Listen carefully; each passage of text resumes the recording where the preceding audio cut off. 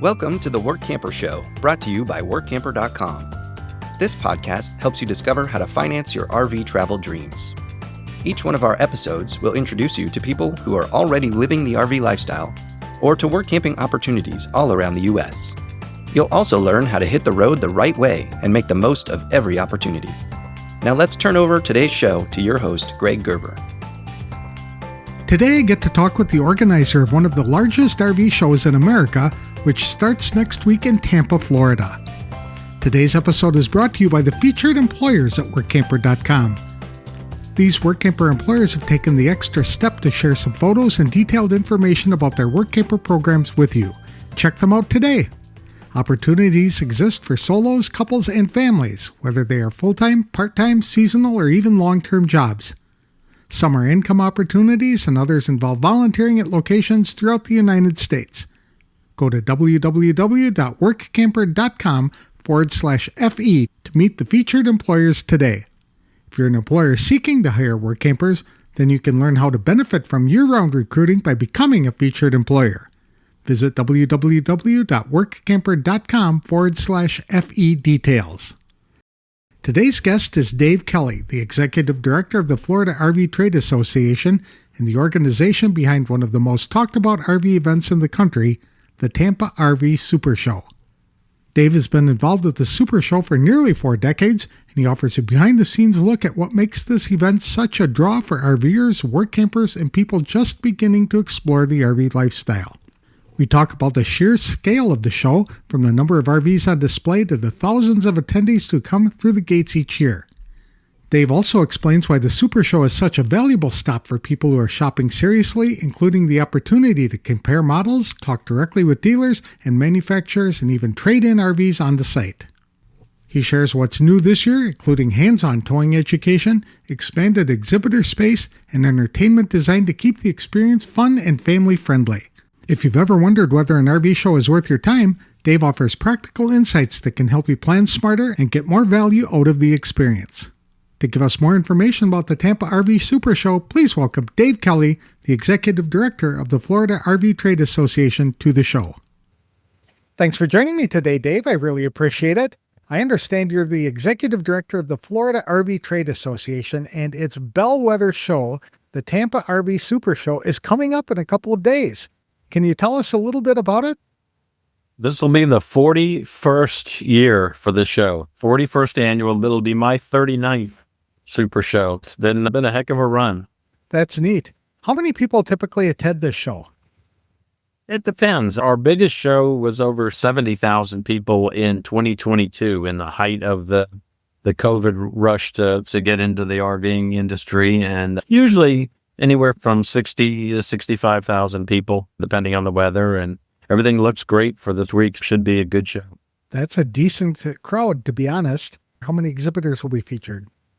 Oh, yeah, no, that's just the general public attendance. We have about 400 booth vendors, which include parts, accessories, campgrounds, finance, insurance companies, 2 buildings that are just completely devoted to the booth exhibits. Great. And then General has the huge parts and accessory store on the grounds as well. Yeah, when you throw in all the dealers and manufacturers and everyone else that's on the grounds, probably well over 80,000 people over 5 days that are on the property. How many RVs will be displayed, do you expect? We have registered close to 1,300, I think, at this point. So somewhere between 1,300 and 1,400 RVs, everything from the smallest all the way up to the big. Now, some of these fifth wheels, I don't know if you've seen lately, are just enormous. And it's funny, everyone seems to want to see the smallest and they want to see the largest and in between, but that always seems to be the 2 draws of the small teardrops and then the big bus conversion. Is this the largest RV show in the country? Depends who you talk to.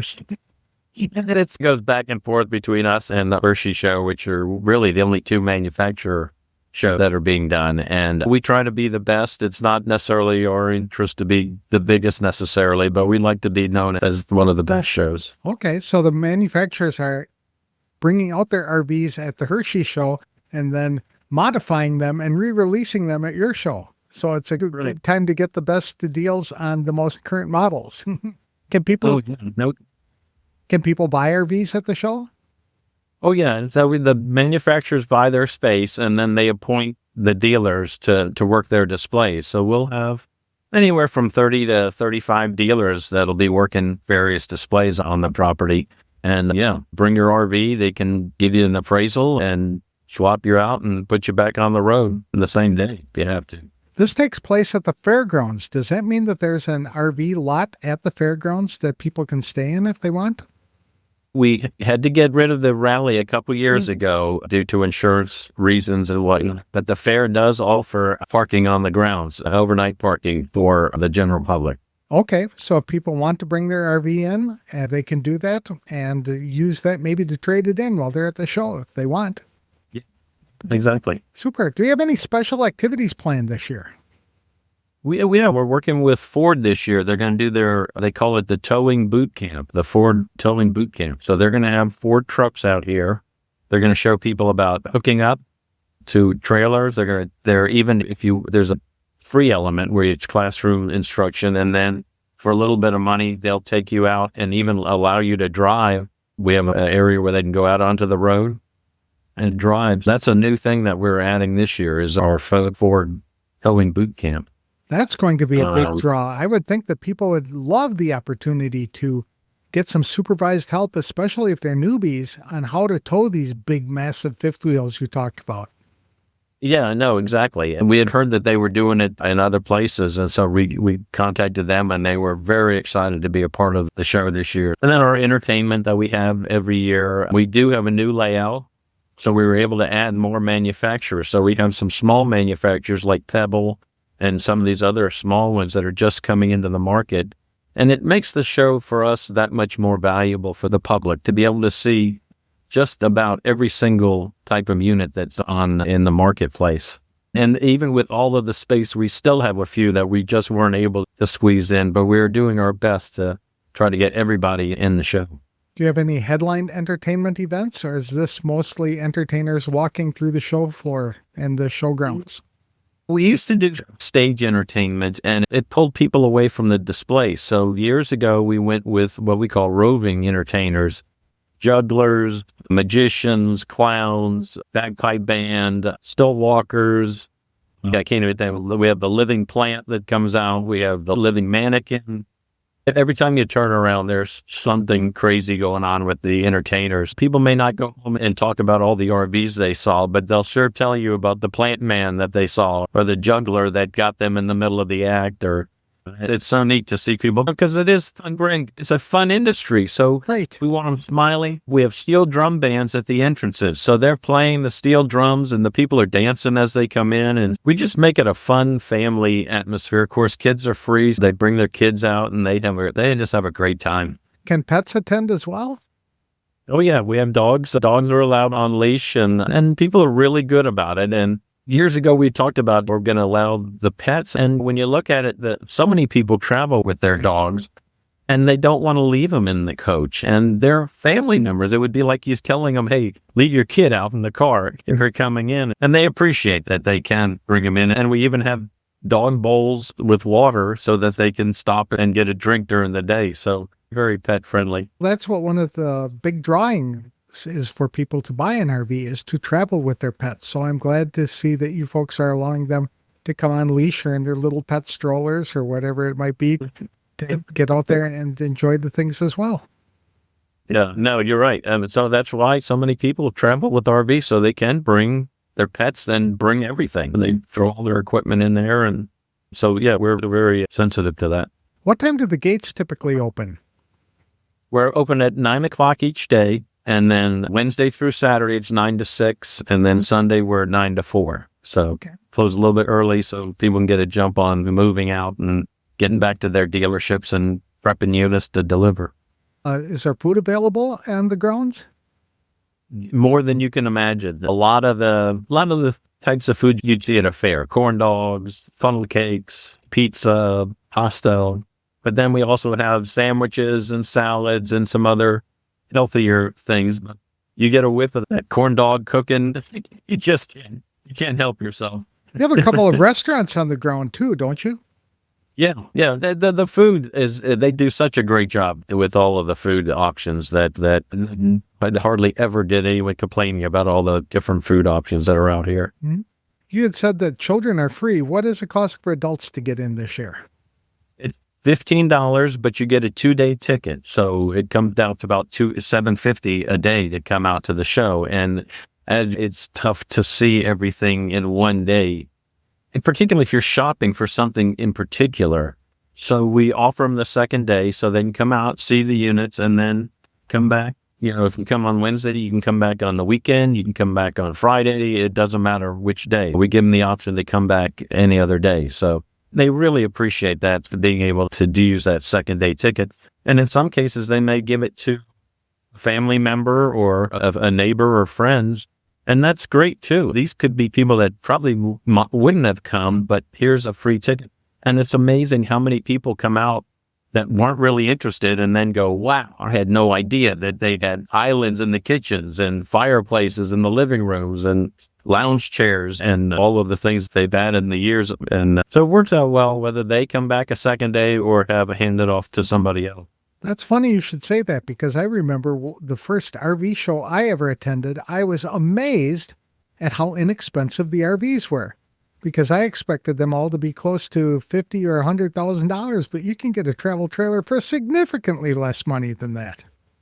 Yeah, and my parents used to come out to the show, and they had no interest at all in being RVers. And they came into the show office and said, we saw this little van that would be, I'm like, what are you talking? You guys have never even mentioned an RV before, and now you're already thinking about the possibility. So I think it's important that people that, even though they may not have a huge interest in it, just come out and take a look. It's so much more than just a show. There's entertainment. Like I said, there's food. We do have seminars that we do for first timers. If you've already experienced RVer, something that just about for everybody, no matter where they are in their RV journey. Yeah, we encourage experienced RVers and those just wanting some more information to come out and check it out. Do you have any advice that you might be able to share on how people can get the most out of the show? Go to our website, frvta.org. You can click on the Super Show. There's layouts of the show, maps of the show. Particularly if you're looking for something in particular, our interactive map is great because you could type in truck campers or you could type in fifth wheels and it'll bring up the whole list. You can then download that to your phone or open it through our app and get the map as well and plan your day out. Anyone, like I said, is that if you're looking for something specifically, I think that's the way to do it, because otherwise you'll get out on the fairgrounds and it's really a little overwhelming when it's so spread out. It's so big. There's so many units. And I'm always amazed that anyone finds their way back to the unit that they like to begin with, because it does get a little confusing walking around the grounds. Yeah, I definitely would highly recommend going and checking out our interactive map. Exactly. People should bring those Apple AirPods or whatever they're called and put them in the RVs so they know where to get back to them. Yeah, the little air thing. That's so they right. can come. Yeah. If people had limited time, is there something that they should really focus on? Not really. Like I said, it would depend on if you're looking for something specifically. The parts and accessory buildings are really popular because it's more than just, we have some jewelry, we have some other items that aren't necessarily just RV related, and people love just walking through and seeing all the different products and things that they could purchase. Yeah, I would say maybe spend time in the supplier buildings. That's a good point. Even in inclement weather, they can get into the supplier buildings. Exactly. There's always some place to go. Okay. Yeah. There are other shows in Florida besides this one. If people can't make the one in Tampa, where can they attend the other shows? 2 weeks after the Super Show, we'll be down in Fort Myers, and then back to back with that one will be Jacksonville. Then we go down to West Palm Beach in late February. We're in Ocala in the first weekend of March, and then we're in Orlando toward the middle of March. 5 more shows right behind us after this one. So if there's an RVer or Workamper who's spending the winter in the Florida area, they can come to your show, check out all of these things, and then go to the other shows and double check and make sure before they want to try some of them. Not all the RVs that are at your show will be available at the other ones, but they might have a better idea. Yeah, the other ones are smaller. We call them regional shows, and they're really made for those dealers that are in those different areas of the state. And it's not unusual to see people that you've seen at the Super Show attending some of our regional shows as well. Yeah, they definitely come around to the other shows. Wonderful.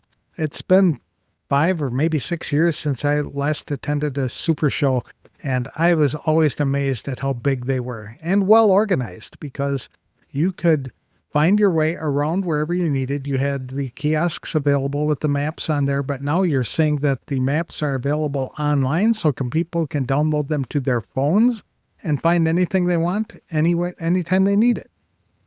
And we're doing a better job this year. We're bringing in some new LED electronic signage to help people get directions around the show. And so we're trying to be more receptive to making it easier for them to find their way around the show. And then, like I said, find their way back to the units that they were interested in. Is there an app specifically for this show? No, it's just our regular association app. Okay. Just go to your app store, FRVTA. It's both Android and Apple friendly. So, So this one app would provide information not only for the Super Show, but the other shows as well? Yep, exactly. Yep, all of the shows are on there. Remind people where they can get more information. Go to our website. It's frvta.org, and it stands for Florida RV Trade Association. So frvta.org. At the very top of the page is Super More Information button, and just hit that, and everything you need to know about the show is right there. People can buy tickets at the door. They don't have to do it in advance.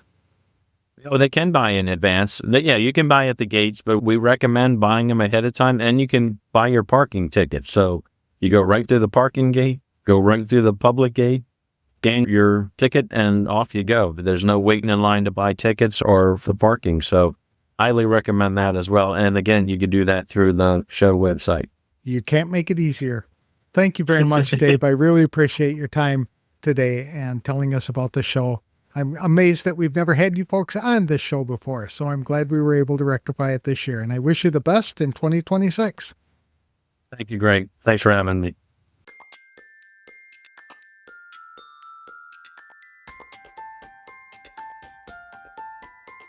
My thanks again to Dave Kelly for joining me and sharing what goes into creating an RV show of this size and scope.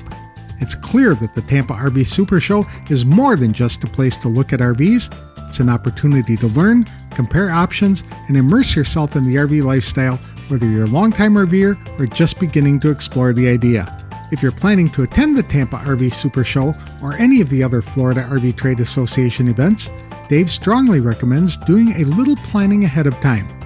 Interactive maps, show layouts, and ticket options are all available online to help you make the most of your visit and to avoid feeling overwhelmed once you arrive.